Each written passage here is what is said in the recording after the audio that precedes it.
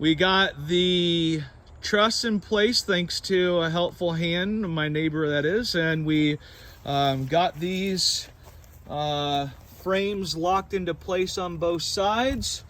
After you put this up, I recommend using a ladder and a bungee cord just to kind of hold it in place so that you can then square off your frame corner to corner and make sure that this part of it is squared off as close as you possibly can be before you attach these uprights to the frame.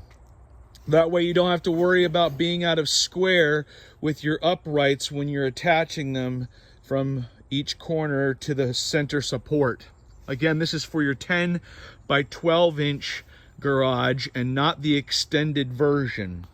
Just wanted to add this last video into the series and provide you that last little bit of advice or tidbit that I think is quite handy to have when you're putting this together, because it's not in the instructions.